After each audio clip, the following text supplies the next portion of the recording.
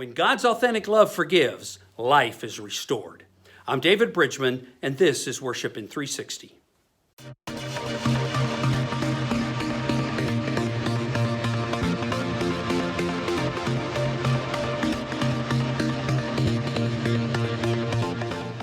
couple of weeks ago, I looked at the topic of love heals.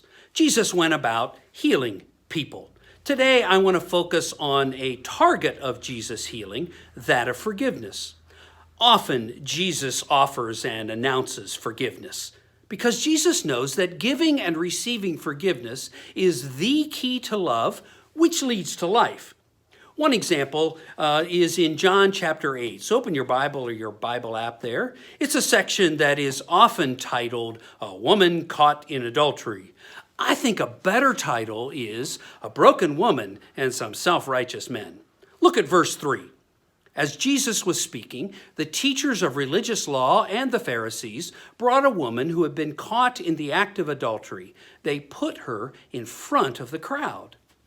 We see here how false love traps people. False love looks to catch people red-handed. False love enjoys holding them down and making fun of their failures. False love has selfish and self-righteous motives. It's the religious people in the story who are making the woman out to be an example, taking pride in the fact that they're not like her. But see, these religious, self-righteous people, why, they ought to know that the law requires both the man and the woman caught in adultery to be brought forward. So where was the man? See, I think their real goal and their real motive is not to heal, but to trap. And now they're ready to stone her, make an example out of her, and make themselves out to be better than her. I think that's often a disease of religious people. We can be especially guilty of ulterior motives, known more for what we're against than what we're for. Here's a question for us to wrestle with.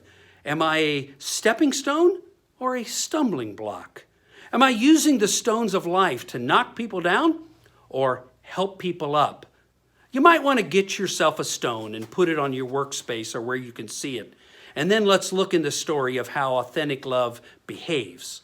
Authentic love slows down. It's in verse 6. Jesus bent down and started to write on the ground with his finger. Forgiveness requires me to slow down and breathe and ponder so I can move life forward. Parents, never discipline or judge in anger.